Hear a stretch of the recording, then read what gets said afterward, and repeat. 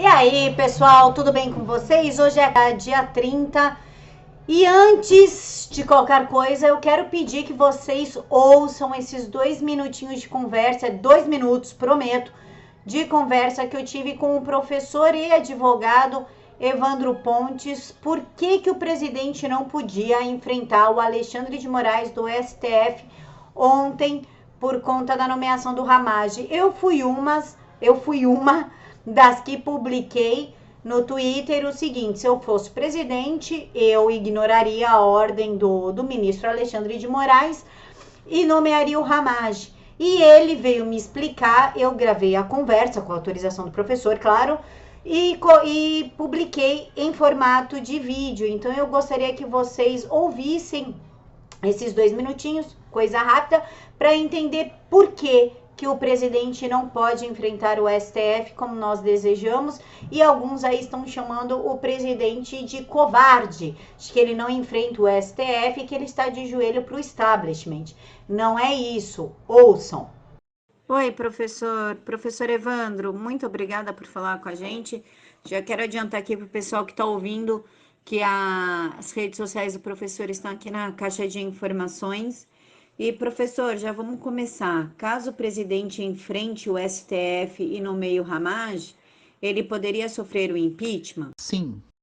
Professor, a ordem do Alexandre de Moraes foi ilegal? No que ele se baseou para dar essa determinação? Sim, a ordem é ilegal e ele se baseou em coisas da cabeça dele, em tudo exceto na Constituição Federal. Mas, professor, o judiciário pode intervir dessa forma no executivo? Não. Então, nós podemos dizer que estamos vivendo em um governo paralelo, uma ditadura do STF? Sim, estamos vivendo um estado de exceção. Já havia manifestado isso em minha entrevista com a Ana Paula Henkel para o Estadão e reitero essa posição de que vivemos um estado de exceção e uma ditadura do judiciário. Professor, então por que não barram André Mendonça, mas barraram Ramage? Aí a gente tem que investigar de forma um pouco mais detida a razão pela qual um é querido e o outro é rejeitado. Professor, então o que o Alexandre fez é ativismo judicial? Não, isso não é ativismo judicial. Veja a entrevista que eu dei na Shockwave Radio, no programa Tá em Choque para Ju Ginger, em que eu faço a diferenciação entre corrupção da inteligência jurídica e ativismo judicial. O que ele fez não é ativismo judicial, é outra coisa. Pessoal, as redes sociais e o podcast da Shockwave que o professor menciona, está tudo aqui na caixa de informações. Eu peço para vocês que cliquem para que a gente possa saber como agir em relação ao STF e entender mais um pouquinho do que está acontecendo. Mais uma vez, muito obrigada, professor Evandro. Bom, agora que vocês ouviram, vamos aí aos fatos interessantes. João Dória disse que não teve lockdown em São Paulo no dia 24/4 de 2020, a Jovem Pan.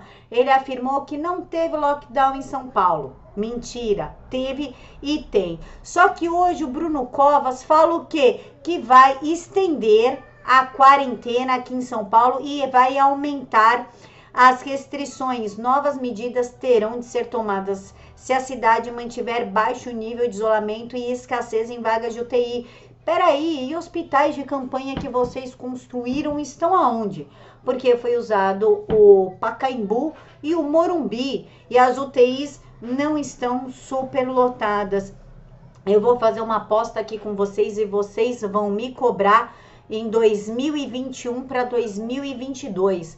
João Dória vai manter esse lockdown porque está sim tendo lockdown, tanto que está tendo que a Prefeitura de São Paulo, no dia 24 de março, disponibilizou um serviço para denunciar comércio que se mantiver aberto. A Prefeitura de São Paulo implantou um serviço para denunciar comércio que se mantiver aberto durante a crise do coronavírus nos canais SP 156. As denúncias são registradas em sistema para providência dos órgãos competentes. Peraí, se não teve lockdown, por que tem que ter denúncia de comércio aberto? O próprio João Dória afirmou que 75% do comércio estava funcionando. Não minta, João Dória. Pare de mentir. Nós estamos trancados, sim. Tanto que eu moro colada a uma padaria e a padaria abre 6 horas da manhã e fecha 7 horas da noite, conforme determinação. Não minta. E eu vou fazer uma aposta com vocês aqui e vocês vão vir me cobrar. Eles vão terminar esse lockdown em junho, porque julho é a época mais fria, os casos vão aumentar, por óbvio, porque no calor o vírus não se propaga com tanta facilidade como no frio, né? Isso já foi comprovado. Os casos vão aumentar, João Dória vai falar, aí ó, paramos a quarentena, lotou aqui as UTIs, vamos ter que fechar todo mundo de novo. E em setembro, eles vão abrir para ter as eleições e depois vão nos fechar de novo. Com isso, São Paulo vai entrar em falência e João Dória vai privatizar o metrô de São Paulo, só que não vai privatizar para empresa americana, para empresa sueca, não, vai privatizar para empresa chinesa. Podem vir me cobrar para final de 2020, 2021, vocês vêm aqui e me cobrem, tá bom? Eu faço uma aposta com vocês. Mas enfim, o Bruno Covas, que aí abriu um monte de covas, por sinal, falou que já é uma decisão tomada, não temos como relaxar as medidas de isolamento a partir do dia 10 de maio. Na capital é absolutamente impossível fazer isso. Ao contrário, estamos iniciando as discussões na prefeitura para que a gente possa fortalecer alguma dessas medidas, para que a gente consiga fazer com que o isolamento na cidade possa crescer desse patamar de 48%. Tá? Então aí São Paulo fechada, sem tempo, né? Por tempo indeterminado. Prazer. São Paulo, o coração do Brasil praticamente, tá aí, tá morrendo, tá indo à míngua. E vamos falar de Aécio Neves. A PGR denunciou Aécio Neves por propinas de 65 milhões de reais. Caramba, cadê a Lava Jato que não viu isso? Inclusive, o Rossetti, o queridinho ali do Alexandre de Moraes, o número 2 da Polícia Federal, por quem o Moro aceitaria trocar Valeixo, na época ele era da Polícia Federal aqui do estado de São Paulo e foi onde a Lava Jato paulista teve um desempenho pífio. Embora com todas as delações e denúncias, teve um desempenho ridículo a Lava Jato de São Paulo. Pois bem, agora finalmente pegaram aí Aécio Neves do PSDB, partido de João Dória, partido de Geraldo Alckmin. O deputado federal é acusado de praticar os crimes de corrupção passiva e lavagem de dinheiro. Ele foi denunciado pela Procuradoria-Geral da República nesta quinta-feira 30, pela prática de crimes de corrupção passiva e lavagem de dinheiro. O parlamentar é acusado de ter recebido 65 milhões de reais em propinas de duas grandes construtoras quando exercia o cargo de senador e governador de Minas Gerais. E aí, Aécio Neves, vai continuar chorando aí como você fez uns anos atrás, falando que pediu até dinheiro emprestado? Larga a mão de ser mentiroso, seu cheirador. Agora eu quero ver você se virar na prisão. A denúncia pela PGR ao STF aponta que o deputado federal recebeu 30 milhões de reais da Odebrecht e 35 milhões da Andrade Gutierrez em vantagens indevidas.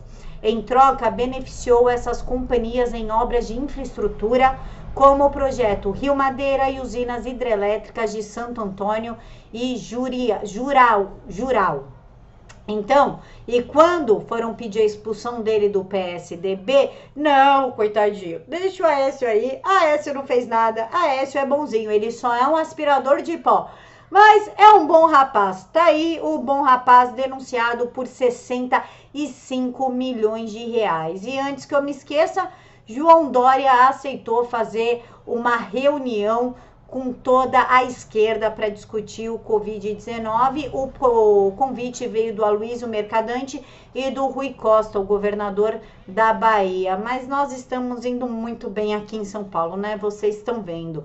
Dória namora com o PT, fecha São Paulo, tem aí diversos esquemas com a China.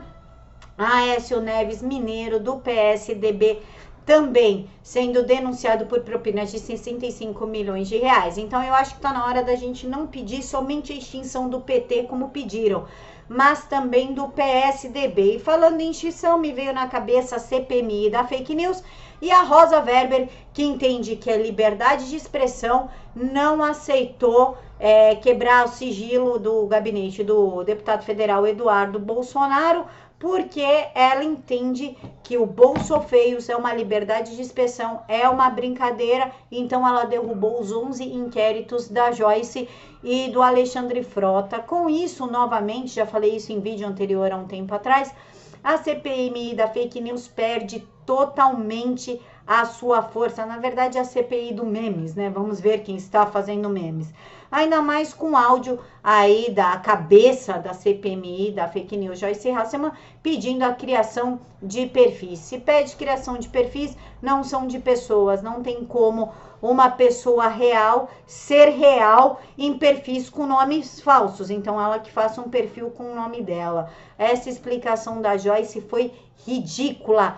Pede para o pessoal criar uns perfis aí, né? Como assim?